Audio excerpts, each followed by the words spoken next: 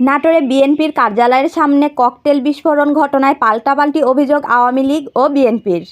বিস্তারিত বিশেষ প্রতিনিধির তথ্য ও ছবিতে। শনিবার 25 ফেব্রুয়ারি সকাল 7:30টায় নাটোরের আলাইপুরস্থ জেলা বিএনপির কার্যালয়ের সামনে 5টি হাতবোমা বিস্ফোরণের ঘটনা ঘটেছে।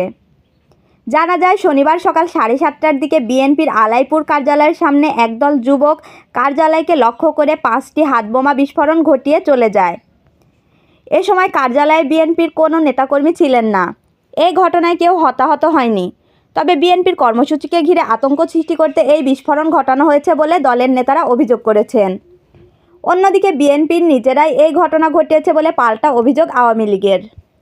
জেলা বিএনপির সদস্য সচিব রহিম নেওয়াজ অভিযোগ করেন, শান্তি সমাবেশের নামে দেশব্যাপী বিএনপির পূর্বঘোষিত কর্মসূচি পালনে বাধা দেওয়ার জন্যই আওয়ামী লীগ এই হামলা চালিয়েছে। তারা জেলা বিএনপির অফিসের সামনে 5টি ককটেল বিস্ফোরণ ঘটায়। সম্প্রতি সরকারের পদত্যাগ সহ নানা দাবিতে রাজপথে বিএনপির কর্মসূচি সফলভাবে পালিত হচ্ছে। আমরা আশঙ্কা করছি, নাটোরের কর্মসূচি পণ্ড করতে আজ এ ধরনের ঘটনা ঘটাতে পারে তারা। জেলা আওয়ামী লীগের সাধারণ সম্পাদক শরীফুল ইসলাম রমজান সাংবাদিকদের বলেন, বিএনপির নেতাকর্মীরা নিজেরাই একটি অস্থিতিশীল পরিবেশ সৃষ্টি করতে চায়। তাই তারা নিজেরাই এই বিস্ফোরণ ঘটিয়ে আওয়ামী লীগের উপর দায় চাপাচ্ছে। আমাদের নেতাকর্মীরা শান্তি সমাবেশ করার প্রস্তুতি নিচ্ছে। সদর থানার অফিসার ইনচার্জ নাসিম আহমেদ বলেন, শহরের 2 দলের কর্মসূচি চলাকালে পরিস্থিতি স্বাভাবিক রাখতে পুলিশ তৎপরতা বাড়ানো হয়েছে। কাউকে বিশৃঙ্খলা করতে দেওয়া হবে না।